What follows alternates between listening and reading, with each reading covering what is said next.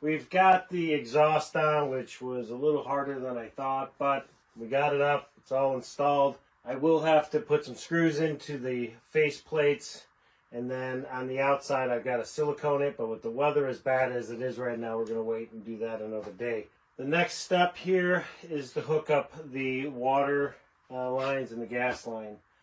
Now, because I had to move this, everything shifted. So the gas line here, this needs to attach to this. This needs to attach over here. And then my hot water line, which is right here, needs to attach there. So I can do a couple of different things.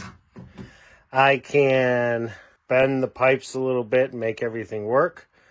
Or at least the gas line can fit, and I can make that work.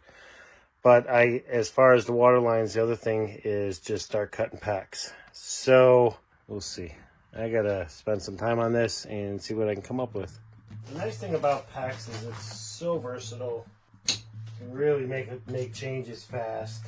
That's what I like about using the pack stuff.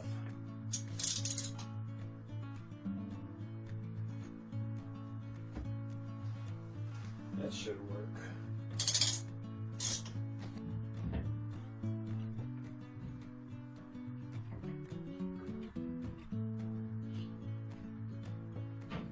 Alright, so we've got our cold intake water line. We've got now the gas line hooked up. And last we need to do is the hot water.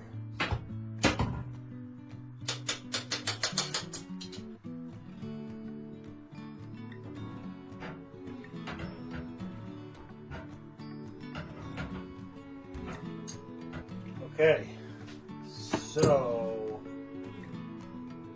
it's connected.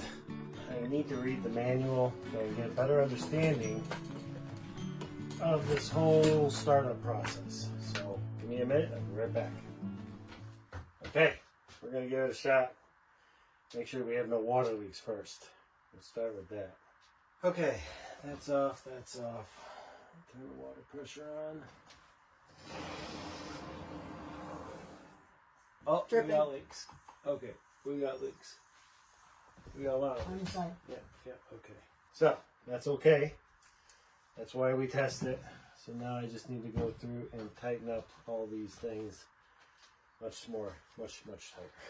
We took it offline, stopped recording so I could fix it. And all we really did is just tighten these up, and there are no more leaks, which is great news. We'll continue to check this. I have terrible luck doing water.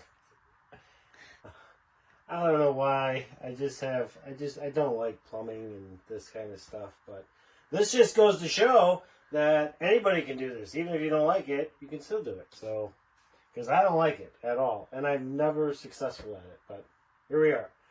The next thing we're going to check is the gas. We got our soapy spray water. So I'm going to go ahead and turn the gas on, and we're going to spray some of this stuff around the fitting. Make sure it's not leaking. Actually, I think I'm going to spray it first. Alright. Let's see.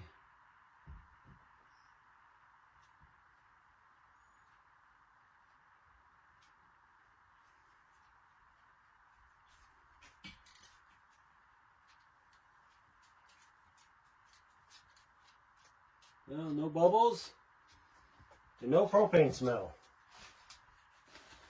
So that's all good. No water leaks, no propane leaks. That's good. Yeah, I'm pretty happy about that. You know what one of my biggest fears is? One of these lines busts when we're sleeping. That's been always my biggest fear. Let's go ahead and give this thing a shot and see if it turns on. Power? Yeah. Okay, and it is set at 105 degrees Fahrenheit, which is pretty much where we want it to be. Yeah. So that's good. Moment of truth. And the hot water's on. Hot water is on. Cold water is on. The lines Gas are is correct. on. The gas is on.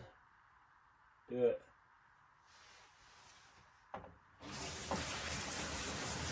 God. The pressure's high. It's shooting. Okay. That was unexpected.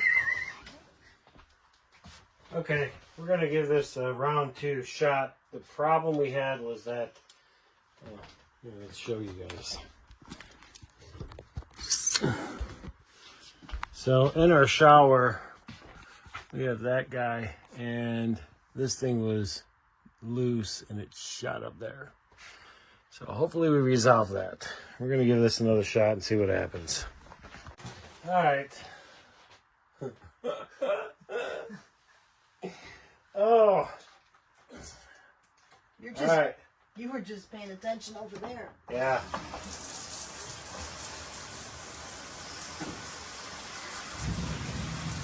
Holy crap, it turned on.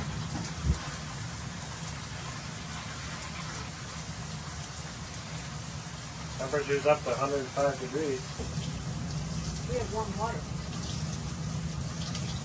Oh, it feels good. All right, good. Shut that off. Okay, so we have hot water. So it works. That's huge. Still have a water leak issue, but we're going to solve that. The unit works. It turns on exactly the way it's supposed to. And more importantly, it solves the problem that we had with maintaining the temperature. We set this thing at 105 degrees and it stays there. So that is so freaking awesome. I mean, in our book, that's a win. And that is exactly what we wanted to do. The ThermoMate is affordable. It was really easy to install. Of course, I had some leaks, but that was my fault. Now that we've gotten all the fittings tightened the way that they should be, it was pretty easy to put in. It's aesthetically appealing, and I really like the digital display so we can kind of see what's going on. So that's awesome, and it is touchscreen, so we can actually turn it on and off and so forth. So it's pretty awesome. I'm happy with it. It'll be interesting to see how it works over the next few days, and we'll keep you guys posted. All right, so it has been a few days now that we've had the ThermoMate installed, and it works. It does exactly what we want it to do, and even more, we were not able to get hot water out of our bathroom sink with the EcoTemp, and with this thing we get hot water, and that's cool. I mean, that solves this ThermoMate solved the problem that we had, and we couldn't be happier. Now, I will admit there was one issue that we had, but it was completely user error, and that was the day that I installed this, we were having some issues with the pipes leaking. I took everything apart, I put it all back together, and then the system had been drained, but we had the power off. So I go to bed, I wake up the next morning, and I go to turn the water on, and I was getting no hot water. I turned the unit on, there was no hot water. Well, as it turned out, something had frozen up inside, and I was freaking out. So I got a blow dryer, I blew hot air from the outside into the system, got it all thawed out, turned it on, worked fine. When that happened, I went back and I looked at the manual. One of the features that I was not aware of right off the bat was that the ThermoMate has an internal heater built into it to prevent anything from freezing. Had I had the power turned on, I would not have had any issues. And I know that because we've had multiple days now where it's been in the single digits, and this thing has worked flawlessly in the mornings when I wake up. And so I will just, it was a mistake on my part not reading all the specs on it, and it was a huge added bonus for us because we do live off grid. We needed something low power. This thing is absolutely low power, and as a matter of fact, the power it uses is almost negligible to our overall system consumption that we're doing.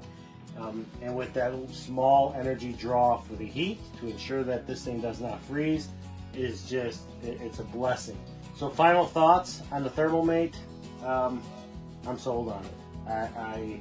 As of right now, if it continues to perform the way that it is, I foresee us never ever having to change this, out for something else. So it was a good install, and we're happy with it.